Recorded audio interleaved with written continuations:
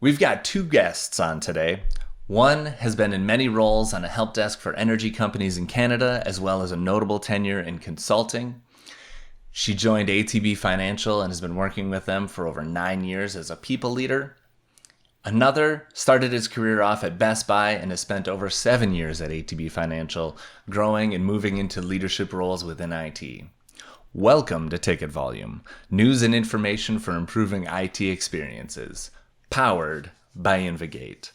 Welcome to Ticket Volume, Tammy Ward and Niko Miller. Thanks very much, Matt. Great to be here. Thank you. Yeah, thanks for joining. So I wanted to get you both on Ticket Volume because I missed your session at Support World Live, and that's totally selfish of me to just get you on for that purpose only. But I really feel like the story that you were telling there is something that a lot of people are trying to go through, especially post-pandemic and looking forward, like what am I going to do next? How am I going to grow the next help desk? How do I actually future-proof my help desk? And I love what you guys presented on. We've had a chance to talk about the topic a little bit, and you kept, when we were speaking about it, you kept mentioning the Google transition. So what is this transition? What sparked the change at ATB? In about 2016, late 2016, our executives started conversing with Google, and the whole idea was, how do we take the organization to a new level through disruption? And lots of work with Singularity University had been done from some of our executive teams, and just what does it take to disrupt? And through the period of cultural shift that we had over the few years leading up to this, they decided we were going to switch to Google. So go off Microsoft. As you can imagine, that was very interesting for IT teams and polarizing, but they decided to switch to Google for collaboration. But really, a lot of it was to disrupt the way people work. So get people to think and work differently through intentional disruption. And so that was announced in January, and the switch was going to get flipped in July. And so there wasn't a plan yet. And so the creativity of our CPO, our Chief People Officer at the time, our Chief Evangelist, I guess he was at the time, Lauren Rubis, was let's bring people from across the organization, a cross-section of people from the organization, about 50 people, to bring them together for a month to plan how we're going to roll this out to the organization. So cross-section of levels of different types. So from a CSR, so a very frontline worker, to managing directors in the business. And everybody's title was left at the door and came into the room for a month of planning and going through personas, and the core of that group went down to Google and everything. And then once the rollout happened, we went into a time of adoption. So first it was the launch, and then it's adopt and master. And that's when Niko came into the program and was a product manager of really working with kind of docs, et cetera, and working with the organization around docs. So we emphasize collaboration. My role through the whole G Suite was facilitating the boot camp, but a big part was meeting with every executive, their executive assistants and board members, as many times as they really needed, to help them understand not only how to use the tool, but how to think about the work differently. So collaboration with Google, you put your raw material out there and people comment on it. That's really intimidating for anyone. But think about somebody who, as you move up in the organization, you want people to perceive you in a certain way. It's even harder. But our executive team really embraced the whole switch and change to Google for that perspective.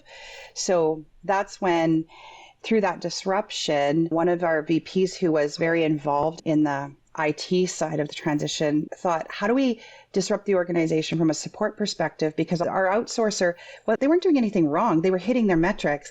But the organization, as you probably hear so often, is it sucks. It's the helpless desk, et cetera. And they took our desk side, which we had a contract that had been for 30 some years, and then our help desk, which had been for 10 years, and we insourced it all. And I hired the team. Niko was the first hire in 2018. The team was onboarded, and we took over all of the desk side within about a month, and then fully without the outsourcer by the first part of July.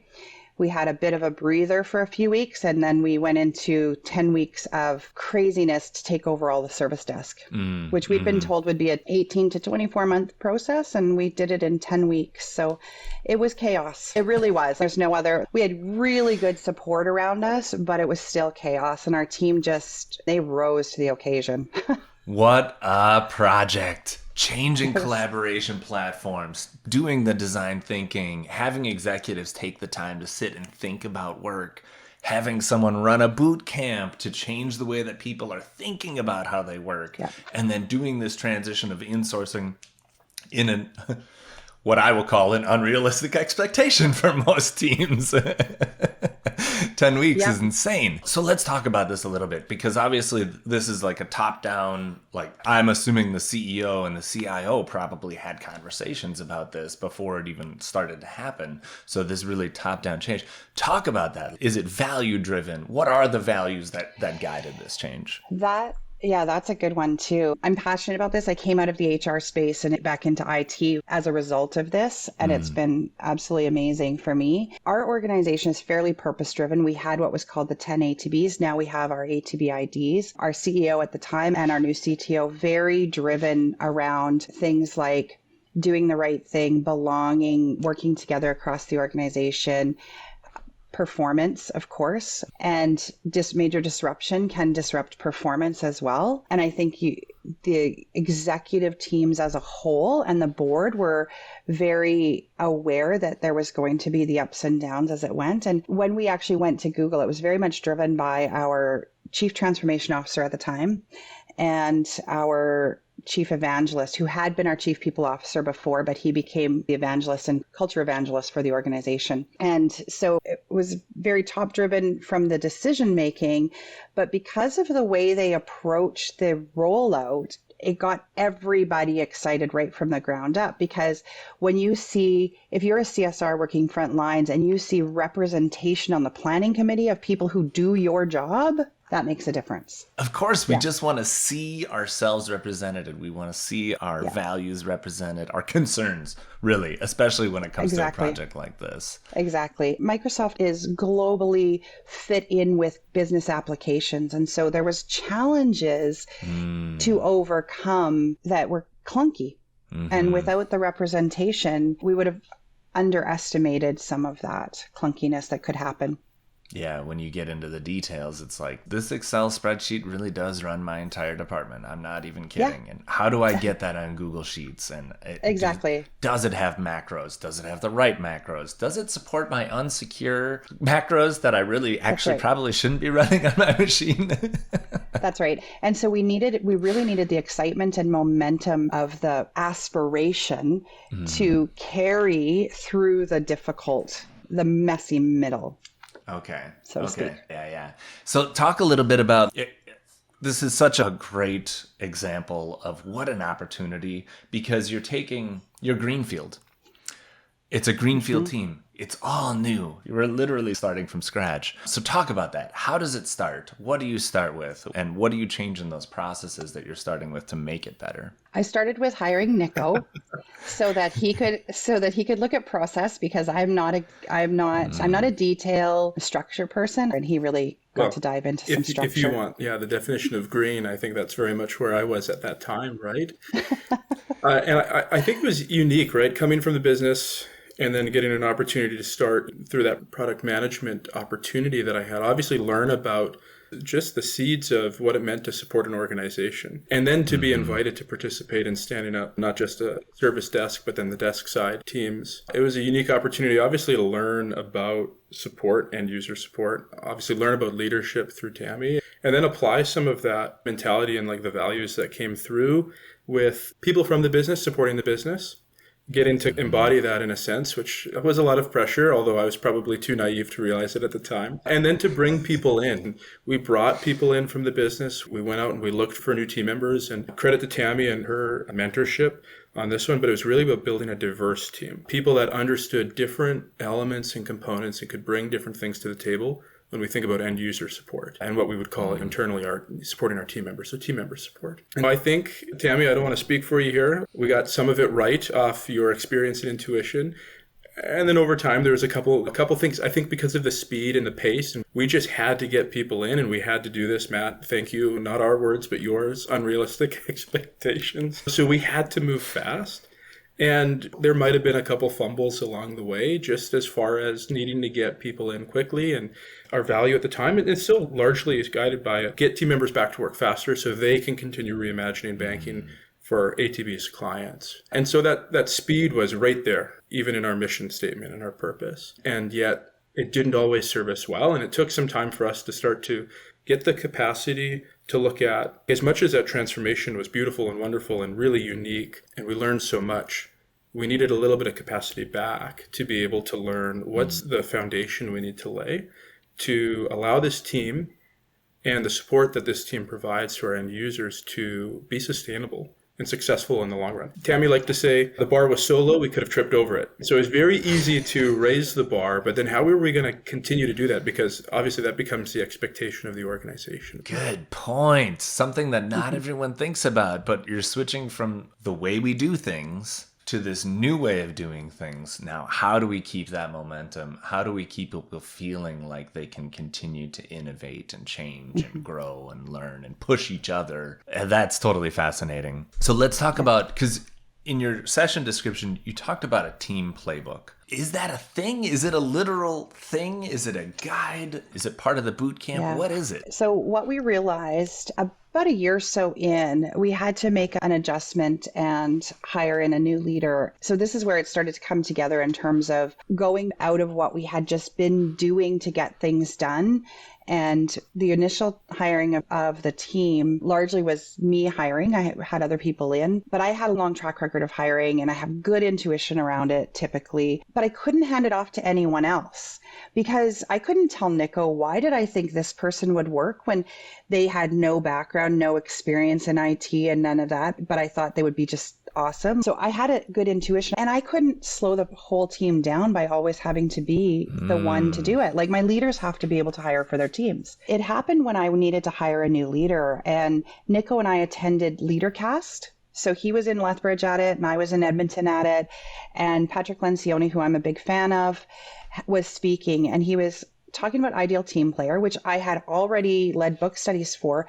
But what we hooked into was the hiring model, the interviewing templates. And so we made a commitment that as we hired for this leadership position, we were going to stick to that process. So before anything else, we went through the ideal team player with them. We also have made a commitment that we do no interviewing with less than 2 people. Typically it's 3 to 5 people. And if someone can't be involved in the interviewing of all of the candidates, then they recuse themselves from the entire process. We need the same people through the whole thing. And typically the same person takes all of the notes on the interviewing. So I know those sound like really small things, but they've made such a difference for us. We have leaned into this ideal team player in such a way that now every leader on my team is able to put together a panel.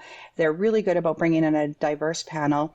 We also have a guiding principle that we don't do our interviews in person. They're always done virtually so that everyone is in a separate room, but all on the same playing field. We don't bring them in person. We don't bring them in person at all. Like the first time they're in person is day one. This is totally different from every hiring experience I've been a part of. And we have had really good success leaning into that. And Niko can attest to the fact that I had to really discipline myself to follow the process. Now I'm so convinced that it has leveled up our hiring so much that I'm like the biggest advocate of follow the process. Trust the process. That's pretty fascinating. And we were doing this pre-COVID. Like we started this in the spring of 2019. I am in very few interviews anymore, like very few, whereas I was in all of them before. So I love the fact that the team runs with it and I totally trust their decision making. Yeah. Like we've just done such a great, I feel like we built such a solid, and the team is involved. So everyone on that panel is asking questions and listening for answers and asking clarifying questions. It's not one person asking all the questions. It's just that one person takes all the notes, so that it stays in the same voice and same interpretation. The panel always debriefs immediately following the interview so that you capture all of it. I love that. You heard it here first. If you don't think that you can change your gut hiring process into a process that other people can follow, Tammy Ward will disagree with you. I will. So this is great. You've been doing this for years. It obviously has worked. You've built this great culture. What lessons did you learn? What would you change about how you got to this place? That's a good question. Boy, I'm not sure I would want to change too much, even for the challenges along the way, because I think we've learned such valuable lessons from them. I think, as Tammy said, this is something we were doing before the pandemic by virtue of our team being spread across the province. And, it's obviously continued to serve us well through the pandemic and, dare I say, post, although that's hard to say these days. You brought up the playbook comment, and I would say it's foundational values that we layer everything on. What we know and what we're convinced of and we've seen over time, we can teach people to do the account unlocks, the password resets, all the work that a service desk does. But what we can't teach is these underlying values of humble, hungry, smart that come from Patrick Lencioni's Ideal Team Player. And we've paired that with The 5 Dysfunctions of a Team, which is another book of his, and just how a team and ideal team players come together, work together. It equips the team to see the end user no matter the technical issue that they're experiencing. So to be truly empathetic, to be understanding, to really lean in, to listen, to solve the right thing. We talk about connect and understand before just jumping into act. But it also has really served us as we've built the team. And this is where the belonging piece comes in, and our organizational value of really fostering belonging and being champions of that. When things started to come up, the George Floyd situation, Black Lives Matter. We have quite a diverse team, both from experience. We talked a little bit about how people have different backgrounds, be it retail, from the business, be it technical. We also have a culturally diverse team. And so as these conversations were going on, and of course we're in Canada, but we're very much affected by what's going on in the United States. And we have many folks with an Asian background. And so when there was the shootings in Atlanta during the pandemic, we were able to credit to one of our team members who really challenged us. Why aren't we talking about these things? We talk about vulnerability-based trust, right? Building that as a team so we can really lean in, care for each other, just as we want to care for our team members. So why aren't we talking about these? So we started to talk about them. We started using our all hands meetings to check in using the mental health spectrum from a course that us as leaders had gone through. So we were able to take the values and allow them to really be a foundation upon which care for the team, to ensure that the team was cared for in a time where they had to care for end users in a really unique way with what was going on. We had branches that were closing in response to provincial regulations. We had corporate team members going to work from home for the first time, even though we had been a fairly reasonably hybrid organization before. So with all of that context, we were able to really use these to support the team as leaders and encourage and coach the team to support each other as peers. Well said, Niko. I think we had been talking about mental health. We'd been talking about a lot of things as the pandemic hit, especially. We added some key components into our culture. So we felt like we had a pretty strong culture. But even though we're within the province of Alberta, we span the province of Alberta. And so we had grouping in Edmonton and a grouping in Calgary and then a grouping that was virtual. And as things go, people form their connections with their leader rather than or within their location. And so we implemented a daily 15-minute all hands meeting that was really focused on mental health check-ins. Then we had added the belonging pieces and we talked about, so we started incorporating things like, tell us about Ramadan. So somebody who is experiencing like going through Ramadan, different kinds of things that actually are about the makeup of the human being. We've had, and this is, I can say this openly because Ray is a big part of this. I will give huge credit to Ray on Niko's team, who helped us with a lot of opening our minds. He's the one that challenged me on, you talk about everything. Why aren't you talking about Black Lives Matter? He's a trans man and has really helped us open our minds and understanding around how to be a good ally. And I give him a huge kudos. He's young and he's fearless in so many ways, but also incredibly empathic and compassionate. So it's really helped us feel free to ask questions. And me as a leader, like I spent a lot of time, I just started reading books and going and figuring out information so that how do I support my team member, but also how do I support the team as they're starting to open their minds and change. We're in a very conservative, post-Christian kind of area. And so how do you start to reshape how we see the world to serve everybody better, serve our team members better, serve the people that our team members are serving better? Like it's all a part of the human aspect of support. And, one of the things that I think contributes to this, and I think why we've been able to hire well in addition to all of that, is we have a pool of candidates all the time. People connect with us from all over the organization. I know this person, or I would like to get into your area or whatever. And from my consulting background, I worked with the world's best recruiter. She was amazing. And she taught us this whole pool aspect. And so numerous times in a month, Niko or one of the other leaders is connecting with somebody just to have a connection. And then if they think it's a good connection, they run the person through a bit of the ideal team player, not as an interview, but as just a kind of test. And then we keep them warm. So we just hired a candidate who was in one of our branches. We've kept warm for over a year, just finding the right spot for her. Wow. And then it came above. So that is, to me, that is about building that culture. Probably 90% of our team has actually been hired because of these referrals and the cultivation of that pool. Wow. So that helps to keep the culture alive.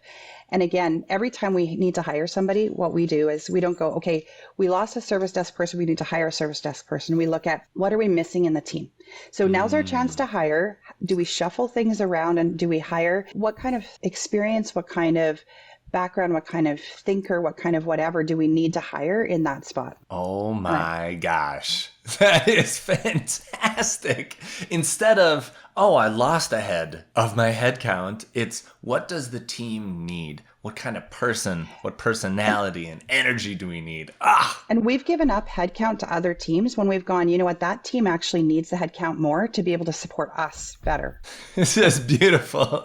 We used to go to support center training and there'd be 90% of it would be tech and the last chapter was on soft skills. You guys have flipped the scripts. It's all about people first. And then 10% of it can be like, here's how you run the automation you run. Here's how you unlock AD accounts. Here's how you unlock Google accounts. Years and years ago, I heard a saying, like a long time ago, touch their hearts and their hands will follow. And I believe that that is true. I do believe that if you engage a person's heart and they feel cared for, they will go to the ends of the earth to help you out. So true. Because we don't have 24/7 on-call support from our team. We do now have another team that supports it, but numerous times people on our teams have stepped up and said, I got it. It's a Sunday or it's a Saturday. I got it. I'll show up. I'll meet somebody at the office and get them a new laptop. Awesome. What a great topic. I'm so glad I got to have you on Ticket Volume to cover this topic. Where can people connect? Where can people find you? So I'm on LinkedIn, Tammy Ward. You can find me there. Of course, I'm on all the other socials too. Yeah. Folks can find me on LinkedIn as well. I probably need to adopt some of Tammy's greater activity on there. And they can find me under my full name, Nikolas Miller. Okay, well, we'll link those in our posts. Thanks for being on Ticket Volume. Thanks so much, Matt. Thanks so much for having us.